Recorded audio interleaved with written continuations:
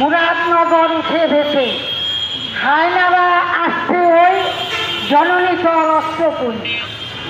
আমরা সারা দেশের মা বোনেরা আমরা বিভিন্নভাবে বলে থাকি সচেতনতার জন্য।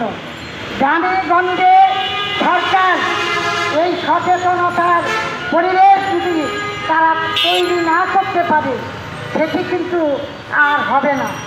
আজকে আমরা আমাদের পার্টির সভাপতি বলে গেলেন যে মুক্তিযুদ্ধকালীন সময়ের কথা। আপনারা জানেন ৫৫ বছর আগেও এই বাংলাদেশের যে মুক্তিযুদ্ধ, সেই মুক্তিযুদ্ধে অগণিত নারীরা কীভাবে তারা লাঞ্ছিত ধর্ষিত হয়েছে পাক হানাদার বাহিনী দ্বারা।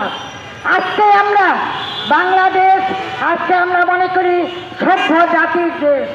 এই দেশে এখনো আমরা যদি মনে করি নারীরা এইভাবে সেই কায়দায় ধর্ষিত হয়, লাঞ্ছিত হয়, তাই আমি শুধু বলতে চাই পরিশেষে যে এই লাঞ্ছনা গঞ্জনা সারা দেশের নারীদেরকে পরিত্রাণের মুক্তির জন্য তাদেরকে মুক্ত বাতাস, মুক্ত আলো এখানে ছড়িয়ে দিতে হবে।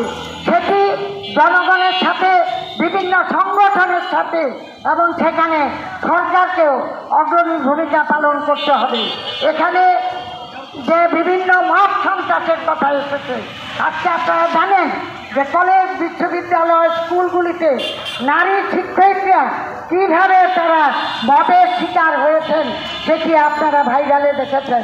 এই যদি হয়, এই উস্কানিদাতা কারা? সেই উস্কানিদাতাদের হাত ভেঙে দিতে হবে। আজকে যদি আমরা শক্তভাবে না দাঁড়াই, আজকে জনগণ যদি শক্তভাবে না দাঁড়ায়, এই দেশকে সুসংহত করা যাবে না। আজকে আমাদের এই সমাবেশে আরও আমাদের নারীদের মধ্যে উপস্থিত আছেন শিবানী চক্রবর্তী, আমাদের শাহনারা বেগম, সিতারা শামীম, কাবেরী দে সহ আমাদের আরও নেতৃবৃন্দ, আমাদের নাজমা বেগম সহ আমাদের নারী নেতৃবৃন্দ উপস্থিত হয়েছেন। আমি আপনাদের সকলকে, আমি এখানে যারা সাংবাদিক ভাইয়েরা আছেন তারাও দীর্ঘক্ষণ আমাদের এই ভিডিও ধারণ করলেন, আমি আপনাদেরও আমাদের নারী সেলের পক্ষ থেকে এবং কমিউনিস্ট পার্টির পক্ষ থেকে আপনাদের অভিনন্দন জানাই। আমি সভা এখানেই শেষ করছি।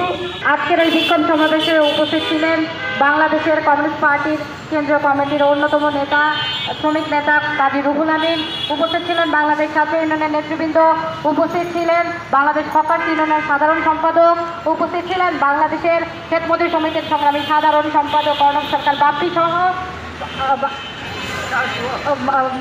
উপস্থিত ছিলেন শ্রমিক নেতা মশিকুল শিমুল সহ আরও অনেক নেতৃবৃন্দ।